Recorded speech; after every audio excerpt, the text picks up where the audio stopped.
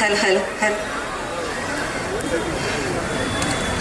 வள்ளுவன் வாக்கினிலே பிறந்து கம்பன் கைகளிலே தவழ்ந்து கண்ணதாசனின் காதலியாய் கல்லுக்குள் சிலையாய் மண்ணுக்குள் நீராய் விண்ணுக்குள் மலையாய் உனக்குள் நானாய் எனக்குள் நீயாய் நமக்குள் நாமாய் நம்முள் வித்தாக கலந்துட்ட சத்தான தமிழுக்கு முத்தான முதற்கோடி வணக்கங்கள். அப்பா, தமிழுக்கு வணக்கம் சொன்ன உடனே அப்படி கைத்தட்டல் கொடுக்குறாங்கன்னா என்ன அர்த்தம்? கடலூர் மக்களா கொக்கா அப்படி நிரூபிக்கிறாங்கன்னு அர்த்தம். என்ன இவங்க மட்டும்தான் கைத்தட்டல் கொடுக்குறாங்க? பின்னாடி எல்லாம் செக்கோஸ்லாவியில இருந்து வந்திருக்கிறீங்களா?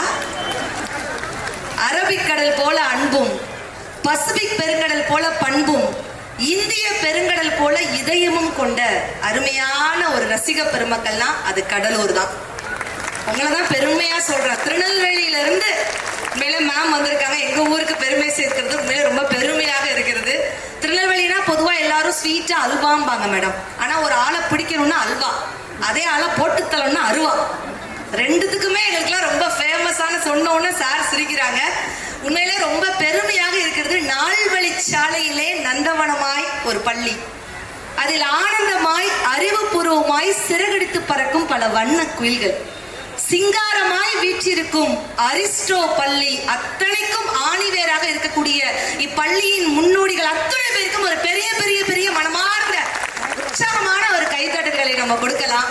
மரியாதைக்குரிய ஃபவுண்டர் சொக்கலிங்கம் சார் அவர்களுக்கு ஒரு பெரிய பெரிய பெரிய மனமார்ந்த பாராட்டுக்களை, உற்சாகமான ஒரு கைத்தட்டல் கொடுத்து அவங்களை வரவேற்றலாம். அதே போல கரஸ்பாண்டன்ட் மேம் மரியாதைக்குரிய கஸ்தூரி சொக்கலிங்கம் மேம் அவர்களுக்கும் ஒரு பெரிய மனமார்ந்த பாராட்டுகள், அம்மாவுக்கு ஒரு பெரிய பாராட்டுகள். அதே போல சேர்மன் சார் உண்மையிலே ஒரு குழந்தை உள்ளம் படைத்த ஒரு நல்ல மனிதர்னு சொல்லலாம். சிவகுமார் சாருக்கு ஒரு பெரிய மனமார்ந்த பாராட்டுகள்.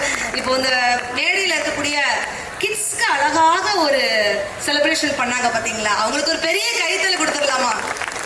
நாங்கெல்லாம் அந்த கோட்டை போட்டு கான்வெகேஷன் அப்படிங்கிறது எம்ஃபில்ல தான் நாங்கெல்லாம் டிகிரி வாங்கினோம். ஆனா இந்த சின்ன குழந்தையிலேயே இந்த மேடை ஏறி பரிசு வாங்கணும் அப்படிங்கிறது பெரிய விஷயம் இல்ல. மேடை ஏறிட்டாலே அத்துணை குழந்தைகளுக்கும் ஒரு பெரிய கைத்தல் கொடுத்துடலாம்.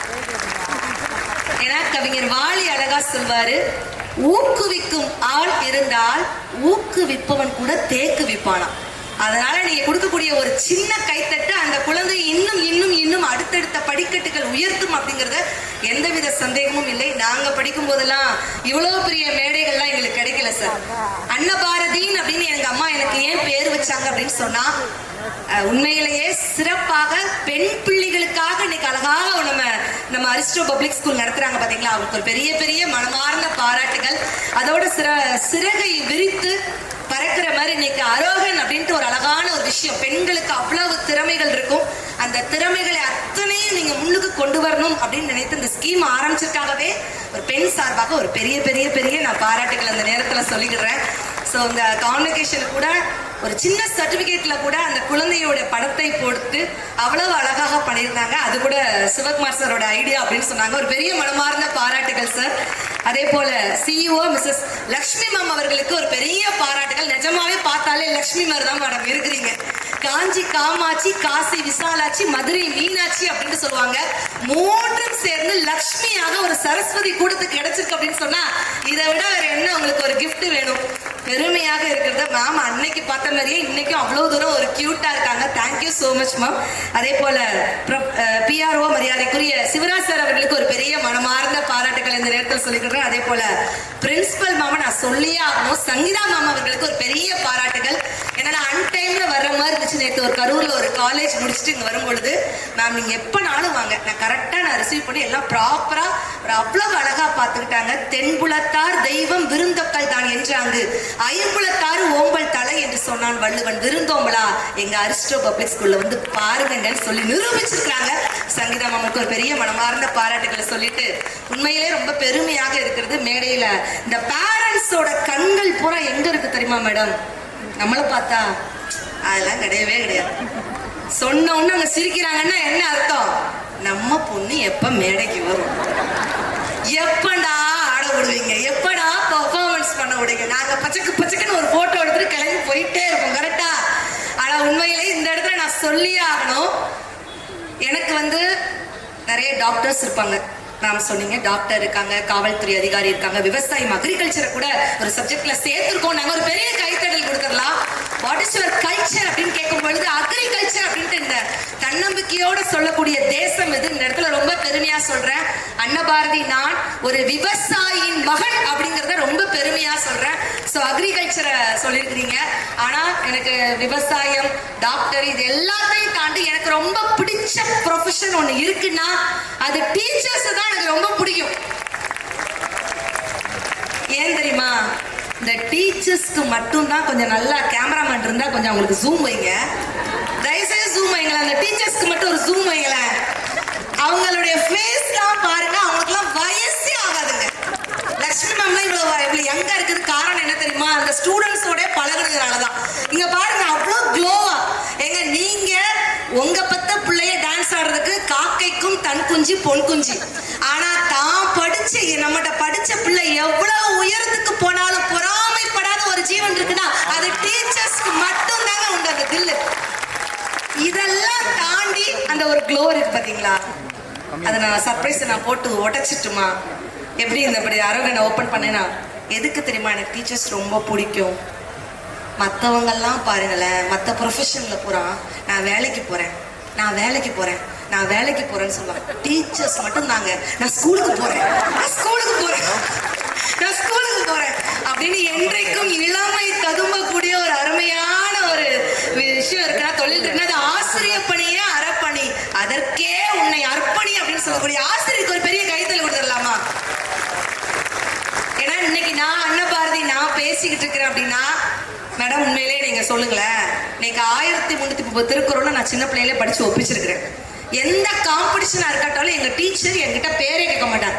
எங்க சார் யாரா இருந்தாலும் பேரை கொடுத்துட்டு உன் பேரை கொடுத்துட்டேம்மா அன்னபாரதி. ஒப்புவித்தல் போட்டி, பேச்சு போட்டி, கட்டுரை போட்டி, நடன போட்டி எல்லாத்துலயும் பேர் இருக்கும். ஐயோ எல்லாத்துலயும் கொடுத்துட்டாங்களா? எல்லாத்துலயும் கலந்து கொண்டு என்னை ஊக்குவித்தக்கூடிய மிகப்பெரிய வல்லமை ஆசிரியருக்கு மட்டும்தான் இருக்கு அப்படின்னு சொன்னா இந்த இடத்துல ஒரு சின்ன விஷயம் சொல்றேன்.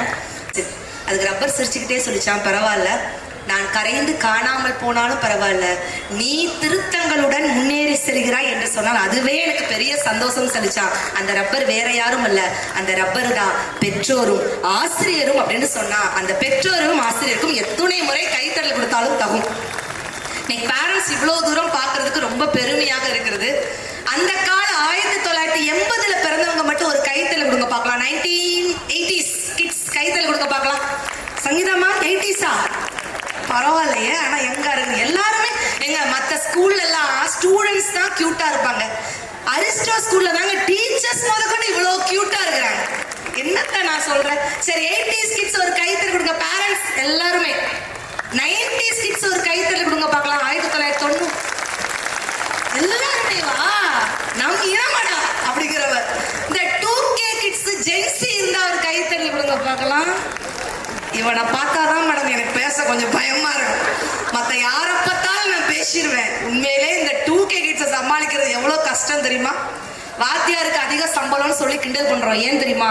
இவங்க எழுதுற பேப்பரை திருத்துறாங்களே அதுக்கெல்லாம் கோவில் கட்டி கும்பிடணும். எருமை மாடு எதற்கு பயன்படுகிறதுன்னு ஒரு கொஸ்டின். இவன் என்ன எழுதியிருக்கான் தெரியுமா சிவகுமார் சார்? எருமை மாடு பால் தர பயன்படுவதை விட என் பெற்றோர்கள் என்னை திட்டுவதற்காகத்தான் அதிகம் பயன்படுகிறது. கரெக்டா எழுதிருக்கானா தப்பா எழுதிருக்கான் நம்மளையே போட்டு குழப்புறானே. உண்மையிலேயே டேய் நீ டாக்டர் ஆகி ஊசி போட போறியா இல்ல வக்கீல் ஆகி கேஸ் போட போறியான்னு சொன்னாம்பர் ஒரு வார்த்தை. நான் யூடியூபர் ஆகி கொளுத்தி போட போறேன். டேய் ஆன்லைன் கேம் விளையாடாதடா, ஒரு நாள் ஜெயிப்ப ஒரு நாள் தோப்ப, அதனாலதான் ஒரு நாள் விட்டு ஒரு நாள் விளையாடுற மேடம்ங்கிறான். இந்த பசங்களை சமாளிக்கிறதுக்கு எவ்வளவு பெரிய ஒரு தில்லு இருக்கணும் தெரியுமா? சரி இந்த 80s kids 90s kids 2K kids சொன்னல, இந்த 3 தலைமுறைக்கும் என்ன வித்தியாசம்? Generation gap. சொக்கலிங்கம் சார்லாம் இருக்கிறாங்க. அந்த தலைமுறையும் இந்த தலைமுறையும் அப்படிதானே சார்? நீங்க பாத்துக்கிட்டே வரீங்க. அழகா இருந்தா அதான் 2K கிட்ஸ் ஜென்சி தலைமுறை. என்ன ஒரு பக்கியும் கைத்தல கொடுக்கல? எங்கடா இருக்கீங்க 2K கிட்ஸ்? அழகா இருந்தா அதான் 2K கிட்ஸ், அறிவா இருந்தா அதான் 80s கிட்ஸ். 80s உள்ளுக்குள்ள அப்படியே ஸ்லீப்பர் செல்ஸ் மாதிரி இருக்கிறாங்க சார். ஆனா அழகும் அறிவும் சேர்ந்து இருந்தா அதுதாங்க 90s கிட்ஸ். மஜாவா வாழ்ந்திடுவோம் 2K கிட்ஸ் நாங்க. ஸ்டைலில போட்டி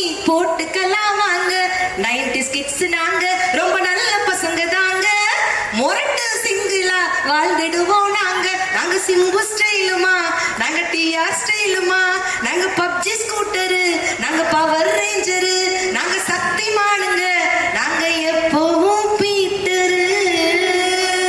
அதுதான் 90s கிட்ஸ். பெரியவனுக்குலாம் தெரியும். ஒரு காலத்துல ஸ்கூல்ல சேர்க்க சொன்னா என்ன மேடம் சொல்லுவாங்க? இந்த காதை தொட்டு பள்ளிக்கூடத்துல சேர்ப்பாங்க. இன்னைக்கு தவழ்ந்து போய் கதவை தொட்டாலே பள்ளிக்கூடத்துல சேர்த்துருக்காங்க. ஒரு காலத்துல தவறு செஞ்சா கண்டிப்பாங்க தண்டிப்பாங்க. நம்மளாம் கோனார் நோட்ஸ் வச்சு பாஸ் பண்ணோம், அப்படிதானே மேடம்? இவெல்லாம் கொரோனா வச்சு பாஸ் ஆன செட்டு. அதுவும் எனக்கு 5th படிக்கிற பாப்பா நான் காமிச்சல மேடம் உங்ககிட்ட. அது கொரோனா லாக்டவுன்ல வந்து என்கிட்ட கேக்குது, மம்மி வருஷம் வருஷம் கொரோனா வருமாங்க. ஒரு கொரோனாவே கொதவலையை கடிச்சு துப்பிட்டு இருக்கு. இதுல வருஷம் வருஷம் கொரோனா வந்தா, கொரோனா லாக்டவுன்ல ஸ்கூல் எவ்வளவு பெரிய ஒரு கிஃப்ட்ங்கிறது இந்த இடத்துல நீங்க புரிஞ்சுக்கணும் பெற்றோர்.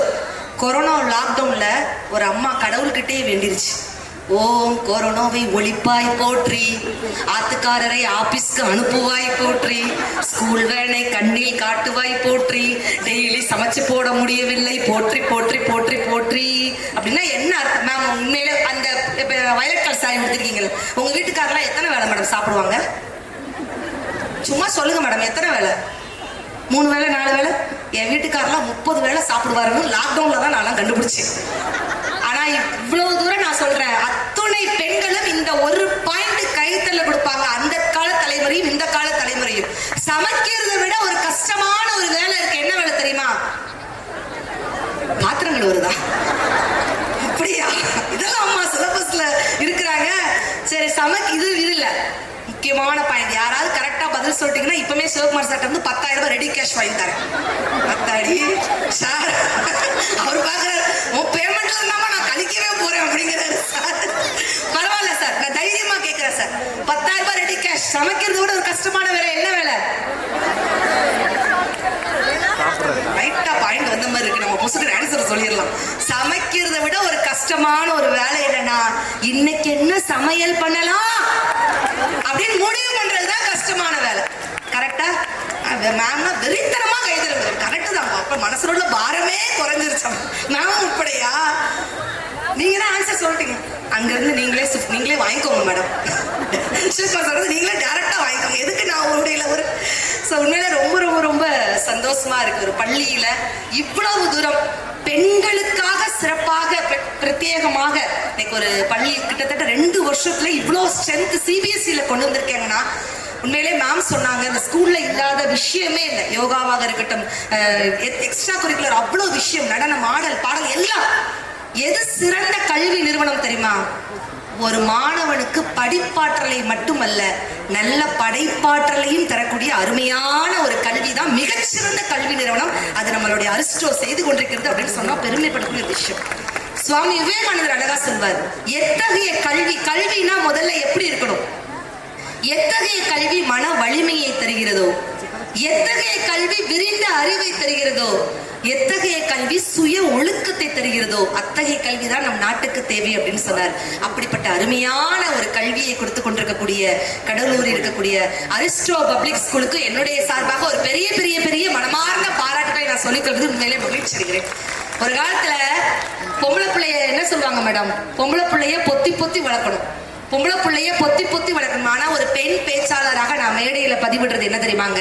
பெண் பிள்ளைகளை பொத்தி பொத்தி வளர்ப்பதை விட, பெண் பிள்ளைகளை பொத்தி பொத்தி வளர்ப்பதை விட ஆண் பிள்ளைகளுக்கு புத்தி சொல்லி வளருங்கள், என்னுடைய பெண் குழந்தைகள் பாதுகாப்பாக இருக்கும்.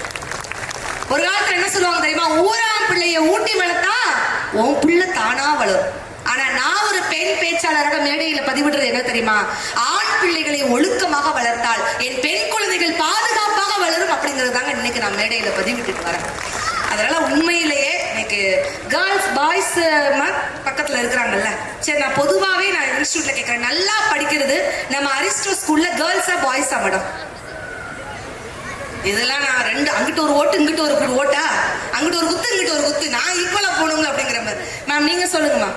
நீங்க தான் ஸ்மைலிங் ஃபேஸோட இருக்கிறீங்க. ஆனா எனக்கு ஏஞ்சல் ஸ்கூலுக்கு வந்தவொடனே எனக்கு அழகான ஒரு ஸ்மைலிங் வேர்ட்ஸை கொடுத்துருக்காங்க. Smile is the best way to face every problem, to crush every fear, to hide every pain அப்படின்னு சொல்லுவாங்க. ஏன்னா ஒரு கோபம் 10 நோயை உண்டாக்கும், ஆனா ஒரு சிரிப்பு தான் 1000 நோய்களை குணமாக்கும் சக்தி சிரிப்புக்கு இருக்கு அப்படின்னு சொன்னா, அதனாலதான் அடிப்பிடிச்சு அடி வயிற்றுல இருந்து பேசுறேன், நீங்க எல்லாம் கிருன்னு உட்கார்ந்துருக்கிறீங்க. கிட்னில இருந்து இந்த ஸ்மைல தூக்கிட்டு வந்திருக்கிறேனே மனப்பாடம் பண்ணி நீங்க அப்படி உட்கார்ந்துட்டு இருந்தீங்கன்னா என்ன என்ன மேடம் நான் கேட்டேன் உங்ககிட்ட? இப்போ ஒரு கேள்வி கேட்டால, நல்லா படிக்கிறது கேர்ள்ஸா பாய்ஸா?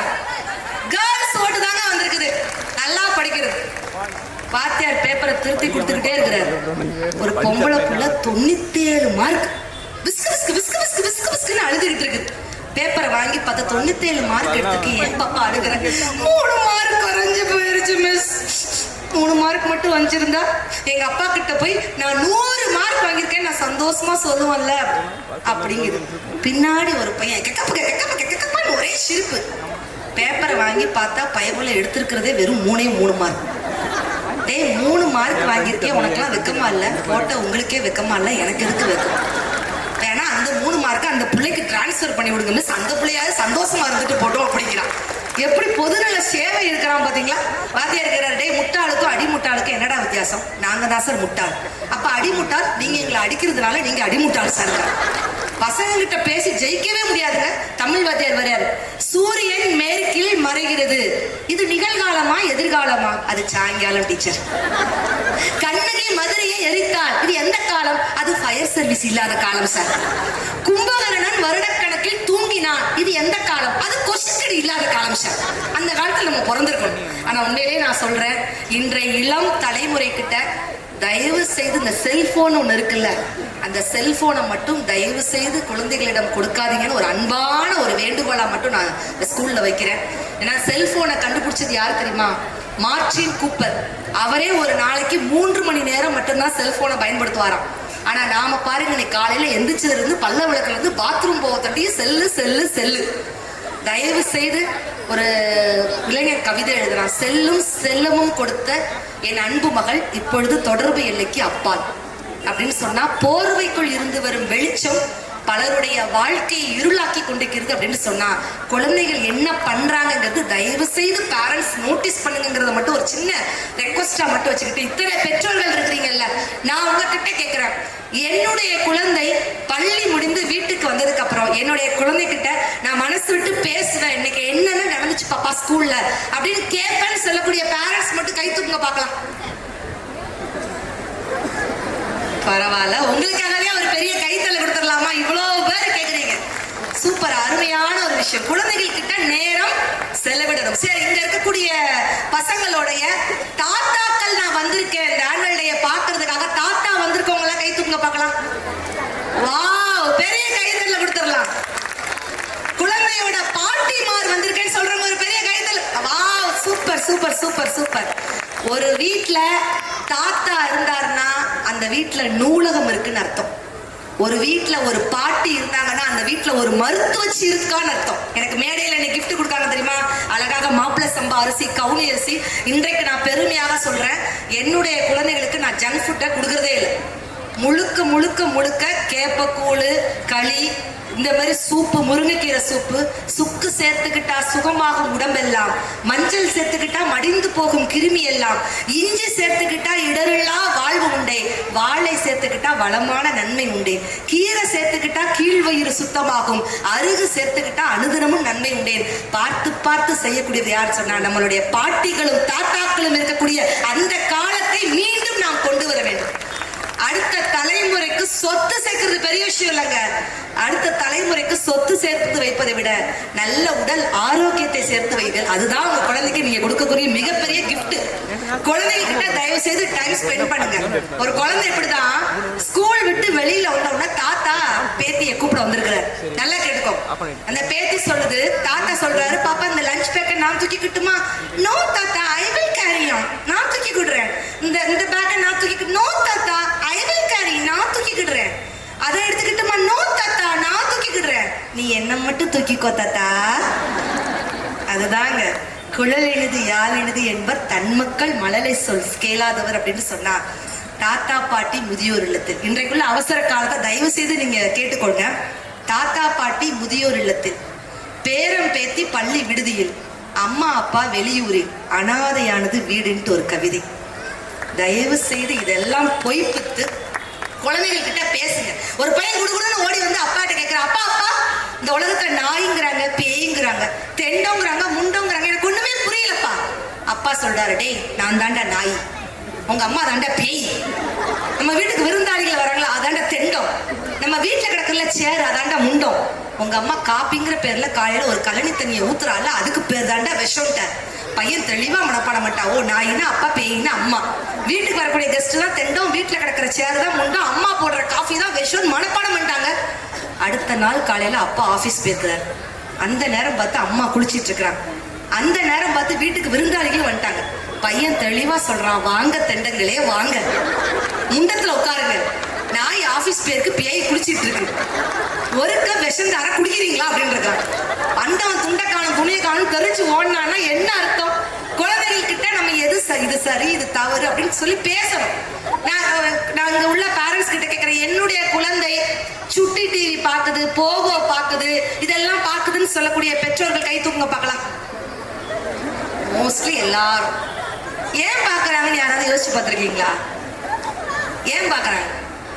ஏன்னா நாம பேசுறது கிடையாது, அது போகோ ஆன் பண்ணுது, அதுல சிங்கம் வந்து பேசுது, டேய் நான் தாண்டா நரிடா, சாரி சிங்கம் தான் சொல்லுமா, சாரி சார் கிராமட்டிக்கல் மிஸ்டேக் ஆயிடுச்சு, இது நரிடா சிங்கம்டா, அதுல நாய் பேசுது, நரி பேசுது, சிங்கம் பேசுது, புலி பேசுது. நாம குழந்தைகளிடம் நேரம் செலவழிக்காததால குழந்தைகள் அந்த போகோவோட சுட்டி டிவியை பார்க்க. குழந்தைக்குன்னு ஒரே ஒரு கவிதை சொல்லணும் அப்படின்னு சொன்னா யோசிச்சு பாருங்க. குழந்தை யாராவது தலைமேல் தூக்கி வைத்து கொண்டாட வேண்டும் என்று சொன்னால் அது குழந்தைகளாக மட்டும் இருக்கட்டும். ஏனென்றால் குழந்தைகளுக்கு மட்டும்தான் பாரமும் இருக்காது, துரோகமும் இருக்காது. குழந்தைகளை தூக்கி வைத்தால் கை வலிக்கிறது, ஆனா இறக்கி வைத்தால் மனம் வலிக்கிறது.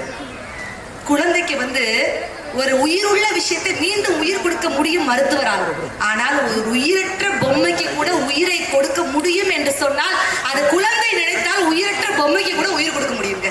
நான் இங்க இருக்கக்கூடிய அத்தனை பெற்றோர்கள் கிட்ட கேட்கிறேன், பெண் குழந்தைகளின் பெற்றோர்கள் கை தூக்குங்க பார்க்கலாம். எல்லாரும் நம்ம அரிஸ்டோ பப்ளிக் ஸ்கூல்ல கேர்ள்ஸ் விங்ல இருக்கிறோம் பாத்தீங்களா? எல்லாருமே காட்ஸ் கிஃப்டட்னா நீங்க தான். உங்களுக்கே ஒரு பெரிய சபாஸ் கைத்தல் கொடுத்துக்கோங்க. ஏன் தெரியுமா? பெண் குழந்தைகளை பெற்றெடுத்த பெற்றோர்களுக்கு முதியோர் இல்லம்ங்கிறதே கிடையாது.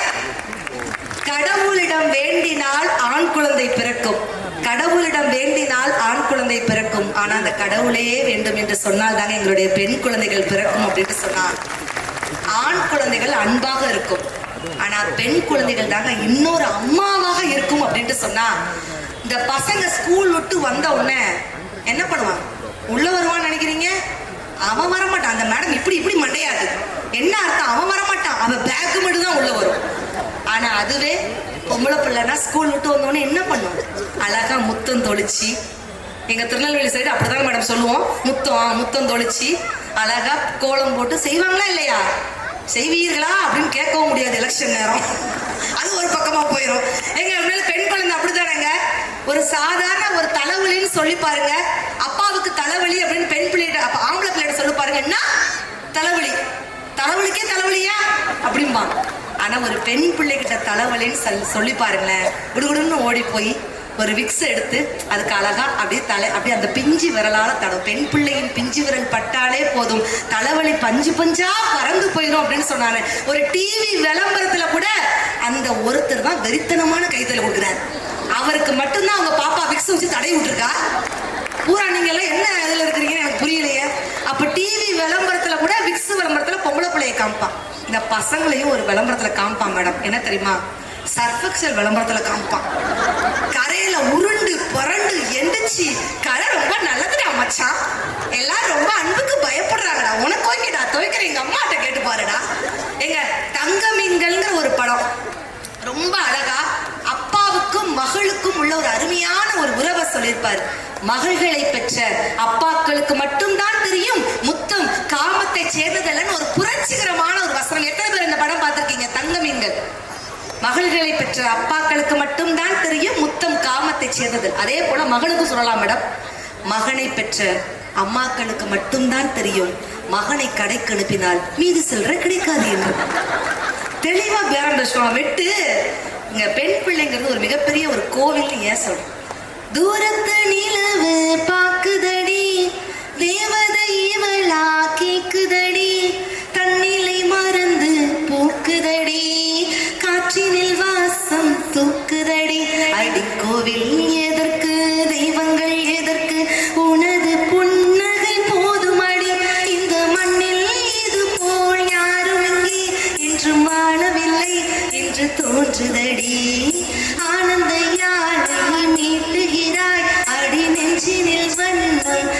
ஊட்டுகிறாய், அன்பின் வண்ணம் பூசுகிறாய், அதில் 1000 மழை துளி கூட்டுகிறாய். கேள்வி கேட்டேன் ஹஸ்பண்ட் கிட்ட, என்னைக்கு மாமா பெண்கள் தினம்? மார்ச் 8 சொல்லிட்டார். ஆண்கள் தினம் என்னைக்குன்னு இதே கேள்வி கேட்டேன். மனுஷன் ஒத்த வார்த்தை திரும்பி என்னைய பார்த்து சொன்னார், என்னைக்கு நீ கோச்சிட்டு உங்க அம்மா வீட்டுக்கு போறியோ. ஆனா சிரிப்பு இங்க இருந்து வரும் நான் சத்தியமா எதிர்பார்க்கல. உங்களை பத்த நான் அவ்வளவு புகழ்ந்து பேசுறேன். அப்படிதான் அன்னைக்குதான் ஆண்கள் தினம் அப்படின்னு சொல்லிட்டாரு. ஆனா உண்மையிலே ஒரு பெண்ணோட வெற்றிக்கு பின்னாடி, ஒரு ஆணோட வெற்றிக்கு பின்னாடி ஒரு பெண் இருப்பான்னு சொல்லுவாங்க. ஆனா ஒவ்வொரு திருமணமான ஒரு பெண்ணோட வெற்றிக்கு பின்னாடி நிச்சயமாக அவருடைய கணவர் இருப்பாங்கன்னு பிகில் படத்துல ஒரு அழகான ஒரு காட்சி. ஒவ்வொரு திருமணமான பெண்ணோட வெற்றிக்கு பின்னாக இருக்கக்கூடிய அவங்களுடைய திறமைகளை ஊக்குவிக்கக்கூடிய அத்துணை ஆண்களுக்கு பெண்கள் சார்பாக ஒரு பெரிய கைத்தல கொடுத்தலாமா? நவம்பர் 19 ஆண்கள் தினம். தயவு செய்துங்க, கல்யாணம் முடிஞ்சுட்டா என்னுடைய லைஃபே முடிஞ்சிருச்சு, என்னுடைய கேரியரே முடிஞ்சிருச்சு அப்படின்னு சொல்லிட்டு ஒரு முட்டுக்கட்டை போட்டுறாது. இன்னைக்கு எனக்கு உண்மையில ஆசிரியர்கள், ஆண் ஆசிரியர் காலையில எழுந்திரிச்சு ஜில்லுன குளியல், ஹாட்டா காஃபி, காரசார சைட்ஸோட கூட்டு பொரியல், குழம்பு, ரசம்னு அடுப்படி கிளீன் பண்ணி பாத்திரம் கழுவி கூட்டி பெருக்கி குனிஞ்சு நிமிண்டா அப்பாடான்னு இருக்கும். டெலிபோன் காலு, இபி பில்லு இன்னும் இருக்கு, இது போல லிஸ்ட். இதுக்கு நடுவுல எதுங்க ரெஸ்ட்? என ரெஸ்டே இல்லாம உழைக்கக்கூடிய ஒரே வர்க்கம் சத்தியமாக என்னுடைய பெண் குல தங்கங்கள் தாங்க. பெண்களுக்குன்னு ஒரு தனியா ஒரு பள்ளியை ஆரம்பித்ததற்காகவே அரிஸ்டோவுக்கு ஒரு பெரிய மனமார்ந்த பாராட்டுகள். மீண்டும் மீண்டும் மீண்டும் நான் சொல்லிக் கொண்டே இருக்கேன். தயவு செய்து பெண் குழந்தைகளுக்கு தைரியத்தை சொல்லிக் கொடுத்து வளருங்க. பயப்படாதீங்க. பெண்கள் திமிர் பிடித்தவர்கள் அல்ல, அந்த திமிருக்கே பிடித்த பெண்களாக நீங்கள் மாற வேண்டும். எங்க அம்மா என்ன சொல்லி கொடுத்தாங்க? பாரதின்னு ஏன் பேர் வச்சாங்க? பாதகம் செய்பவரை கண்டால் நீ பயம் கொள்ளலாகாது பாப்பா, மோதி மிதித்து விடு பாப்பா, அவர் முகத்தில் உமிழ்ந்து விடு பாப்பான்னு பெண் குழந்தைகளுக்கு தைரியத்தை சொல்லி கொடுத்து வளருங்க. இன்றைக்குள்ள தலைமுறைக்கு தயவு செய்து அது நிச்சயமாக வேணும். நான் இங்க இருக்கக்கூடிய பசங்க ஆண்கள் இருக்கிறீங்கல்ல, பெரிய ஆண்கள், முன்னாள் இளைஞர்கள், அவங்களுக்கும் நான் சொல்றேன், ஆண்களுக்கு அப்பாவை விட நான் ரொம்ப அம்மா செல்லம் அப்படின்னு சொல்லக்கூடிய ஆண்கள் கைத்தற கொடுங்க பார்க்கலாம். சும்மா நீங்களும் கொடுக்கலாம் சார். நீங்க முன்னாள் இளைஞர் தான். இளைஞர் சொன்னதே ரொம்ப சந்தோஷங்கிறாரு சார். ஆண்களுக்கு அம்மாவை ரொம்ப பிடிக்கும் சார். பெண்கள் இவ்வளவு பேர் இருக்கிறீங்கல்ல, நான் அப்பா செல்லம் சொல்லக்கூடிய பெண்கள் கைத்தறி கொடுங்க பார்க்கலாம். எல்லாரும் அப்பா செல்லம். ஏன் அந்த அப்பா பெண் குழந்தைகளுக்கு, பெண்களுக்கு எல்லாரையுமே அப்பாவை ரொம்ப பிடிச்சிருக்கு? யோசிச்சு பார்த்திருக்கீங்களா? ஏன்னா அப்பா மட்டும்தான் பொம்பளை பிள்ளைங்களை திட்டவே மாட்டார். பொம்பளை பிள்ளை என்ன லெவல்ல சமைச்சு கொடுத்தாலும் சாப்பாடு சூப்பர்டா தங்கம் அப்படின்னு பாவப்பட்டு இறக்கப்பட்டு சாப்பிடுற ஒரே ஜீவன் அப்பாங்கிற ஒரு ஹீரோவாக மட்டும்தான் இருக்க முடியும். கரெக்டா? அடுத்த ஜென்மம்னு ஒண்ணு இருந்தா நீ என்னவா பாப்பா பிறக்க ஆசைப்படுற அப்படின்னு கேட்கும் பொழுது ஒரு பெண் குழந்தை என்ன சொல்லிச்சு தெரியுமா? என் அம்மாவின் காலில் செருப்பா பிறக்க ஆசைப்படுறேன்னு சொல்லிச்சு. ஏன் பாப்பா செருப்பா பிறக்க ஆசைப்படுற? என்னை 10 மாதம் சுமந்து பெத்த தாயை ஒரே ஒரு முறை நான் சுமப்பதற்காக செருப்பா பிறக்க ஆசைப்படுறேன்னு சொல்லிச்சு. அதுதாங்க பெண் குழந்தை. நான் பொம்பளை பிள்ளைங்களுக்கு பூரா அப்பாவை பிடிக்கும்னு நான் சொன்னேன். ஏன் அந்த பசங்களுக்கு பூரா அம்மாவை பிடிச்சிருக்கு தெரியுமா? ஏன்னா அம்மா மட்டும்தான் பசங்களை திட்டவே மாட்டாங்க. ஏன் தெரியுமா மேடம்? எப்படியும் கல்யாணத்துக்கு அப்புறம் பொண்டாட்டின்னு ஒருத்தர் திட்ட போறா, அது வரைக்கும் என் பையன் சந்தோஷமா இருக்கட்டும்னு சொல்லிட்டு அம்மா பசங்களை திட்டவே மாட்டாங்க. கரெக்டா? ஆனா எல்லா விஷயங்களையும் தாண்டி ஒரு பேச்சாளராக எல்லாரும் அம்மாவை பத்தி பதிவிடுவாங்க, ஆனா அப்பாவை பத்தி நிறைய சொல்ல மாட்டாங்க. பெண் குழந்தைகளுக்கு அப்பா செல்லம் அப்படிங்கிறதுனால நேரத்தின் அருமை கருதி குட்டீஸும் நிறைய பெர்ஃபார்ம் பண்ண வேண்டியதுக்காக ஒரே ஒரு விஷயம், இந்த அம்மாவுக்கும் அப்பாவுக்கும் என்ன வித்தியாசம்? ஒரு சொல்லில் வார்த்தை என்றால் அது அம்மா, ஒரு சொல்லில் சரித்திரம் என்றால் அதுதான் அப்பா. அம்மா தான் 10 மாதம் சுமந்து பெத்த கதையை பல தடவை சொல்லி காமிச்சிருப்பாங்க. டே உன்னை நான் 10 மாதம் சுமந்து பெத்தண்டா, உன்னை 10 மாதம் சுமந்து பெத்தண்டா. அப்பா தான் வாழ்நாள் முழுவதும் சுமந்த கதையை ஒரு தடவை கூட சொல்லி காமிச்சிருக்க மாட்டார். அதான் அப்பா. அம்மா குழந்தைய வலிக்காத மாதிரி அடிச்சுட்டு தூங்க வைக்கிறது அம்மா. அப்பா குழந்தைய வலிக்கிற மாதிரி அடிச்சுட்டு தூங்காம தவிக்கிறது அப்பா அப்படின்னு சொன்னா, அம்மா குழந்தையின் கையை பிடித்து அவ கீழே விழுந்துடக்கூடாதுன்னு பத்திரமா கூட்டிட்டு போறது அம்மா. அப்பா அந்த குழந்தையின் கை விரலை விட்டுட்டு அந்த குழந்தை தைரியத்தோடு தன்னம்பிக்கையோடு நடப்பதை பார்த்து ரசிப்பவன் தான் அப்பா அப்படின்னு சொன்னா, இவ்வளவு பெரிய மீச வச்சிருப்பாருங்க, அந்த ஊருக்கே பெரிய மிராஸ்தாரரா இருப்பாரு. ஆனா பொம்பளை புள்ள பிறந்த வீட்டுல இருந்து புகுந்த வீட்டுக்கு போகும்போது ஒரு சின்ன குழந்தையா மாறி வண்டி மாடு எட்டு வச்சு முன்னே போகுதையா, வாக்கப்பட்ட பொண்ணு மனம் பின்னே போகுதையா. வண்டி மாடு எட்டு வச்சு முன்னே போகுதையா, வாக்கப்பட்ட பொண்ணு மனம் பின்னே போகுதையா. அண்ணன் போய் வரவா, அழுதை போய் வரவா, மண்ணே போய் வரவா, மாமரவி போய் வரவா. அணில் வாழ் மீச வச்சு அண்ணன் ஒண்ணு விட்டு புலிவாள் மீச வச்ச புருஷனோட போய் வரவா. சட்டப்படி ஆம்பளைக்கு ஒத்த இடம் தானே, தவளைக்கும் பொம்பளைக்கும் ரெண்டு இடம் தானே. வண்டி மாடு எட்டு வச்சு முன்னே போகுதையா, வாக்கப்பட்ட பொண்ணு மனம் பின்னே போகுதையா. நான் என்ன பாட்டு எடுப்பேன்னு எனக்கே தெரியாது, ஆனா எங்கேயா இருக்கிறீங்க நீங்க? கடவுளே, கண்கண்ட கடவுளே, நானே ஒரு பேப்பர் இல்லாம ஏதோ ஒரு ஃப்ளோல பேசிட்டு இருக்கிறேன். ஆனா உண்மையிலே பெரிய பெரிய விஷயம். ஆனா அந்த பிறந்த வீட்டுல இருந்து புகுந்த வீட்டுக்கு அந்த பெண்மணியை அழைத்து சொல்லும் போது அந்த அப்பா நீலி கண்ணீர் விடுவார் பாருங்க, அதுதாங்க அப்பாக்கள் ஒரு பெரிய ரியல் ஹீரோ. மேலே பெண் குழந்தைகளை உங்களுடைய தைரியத்தையும் துணிச்சலையும் தன்னம்பிக்கையும் மிகப்பெரிய அடுத்த காலத்துக்கு கொண்டு செல்வதற்காக இந்த அரிஸ்டோ மேடை உங்களுக்காக காத்து கொண்டிருக்கிறது. தயவு செய்து அதை பயன்படுத்துகிற மட்டும் ஒரே விஷயத்தை மட்டும் சொல்லிட்டு, உங்களுக்கு முயற்சிக்கு பச்சை விளக்கு காட்டுங்கள், முன்னேற்றம் உங்களுக்கு சிவப்பு கம்பளம் விரித்து வரவேற்கும். இளமை நெஞ்சங்கள் மலரட்டும், புதிய சிந்தனைகளுடன் புதுவளமார்ந்த நெஞ்சங்களுடன் எழுச்சி தீபம் ஏற்றோம் என்று சொல்லி, ஆண்கள் மறக்கக்கூடாத 4 பெண்கள், நீங்க மறக்கக்கூடாத 4 பெண்கள், உன்னை பெற்றவள், உன்னோடு பிறந்தவள், உனக்காக பிறந்தவள், உன்னால் பிறந்தவள். இந்த 4 பெண்களையும் தயவு செய்து ஆண்கள் என்னென்றைக்குமே மறந்து விடாதீங்க அப்படின்னு சொல்லிட்டு, இன்னைக்கு செல்போன்ல குழந்தைகள் நிறைய இன்ஸ்டாகிராமு, ஃபேஸ்புக், வாட்ஸ்அப் நிறைய வச்சிருக்காங்க. ஆனா காவலன் SOS ஆப், அது குழந்தைகள், பெண் குழந்தைகள் பாதுகாப்புக்காக நம்மளுடைய காவல்துறை பரிந்துரை பண்ணியிருக்காங்க. நான் ஒரு சில படங்கள்ல நடிச்சிருக்கேன் மேடம். எதற்கும் துணிந்தவன் படத்துல சூர்யா சாருக்கு அக்காவா நடிச்சிருப்பேன். அதுல கூட சூர்யா அவர்கள் அந்த காவலன் SOS ஆப்பை பத்தி சொல்லியிருப்பாரு. உண்மையிலேயே அந்த காவலன் SOS ஆப்பை தயவு செய்து குழந்தைகளுக்கு அது முதல்ல செல்போன்ல ஆப் அப்ளிகேட் பண்ணுங்கிற விஷயத்த மட்டும் சொல்லிட்டு, இப்போ கூட விமல் சார் அவர்களுடைய படத்துல போலி சாமியாரா ஒரு ரோல் ஒன்று பண்ணியிருக்கேன். அதற்கும் இந்த துறையில எப்படி ஆதரவு கொடுத்தீங்களோ அதே ஆதரவும் திரைப்படத்துறையும் நீங்கள் தர வேண்டும் என்று நம்பி, பெண் குழந்தைகள் மிகப்பெரிய ஒரு பொக்கிஷம். அதனால்தான் கவியரசர் கண்ணதாசன் சொன்னாரு, உள்ளே உயிர் வளர்த்து உதரத்தால் பால் கொடுத்து அள்ளியிடும் போதெல்லாம் அன்பையே சேர்த்தெடுத்து தொல்லை தனக்கென்றும் சுகமெல்லாம் பிறருக்கென்றும் சொல்லாமல் சொல்லும் தேவதையின் கோவில் அது. பண்பு தெரியாத மிருகம் பிறந்தாலும் பால் தரும் கருணை அது. இருக்கும் பிடிசோறு தனக்கென்று எண்ணாமல் கொடுக்கின்ற கோவில் அது. அது தூய்மை, அது நேர்மை, அது வாய்மை, அதன் பெயர் தாய்மை அப்படின்ட்டு கண்ணதாசன் சொன்னார் அப்படின்னு சொன்னார். பெண்களை போற்றுவோம், பெண்களை மதிப்போம், பெண்களை கொண்டாடுவோம் என்று சொல்லி இந்த அருமையான வாய்ப்பை எனக்கு வழங்கியிருக்கக்கூடிய மரியாதைக்குரிய அஸ்ட்ரோ நிறுவனத்துக்கு அத்தனை பேருக்கும் பெரிய பெரிய பெரிய மனமார்ந்த பாராட்டுகள். வாழ்க்கையில என்ன பிரச்சனை வந்தாலும் விரும்பி எது வந்தாலும் கேட்க, விலகி எது போனாலும் டோன்ட் கேர் வாழுங்க. வாழ்க்கை எப்ப கியூட்டா இருக்கும், வாழ்க்கை எப்ப கியூட்டா இருக்கும். நம்மளை மதிக்கிறவங்கள ஹார்ட்லையும், நம்மளை மிதிக்கிறவங்கள மியூட்லையும் போடுங்க. வாழ்க்கை கியூட்டா இருக்கும். நன்றி, வணக்கம்.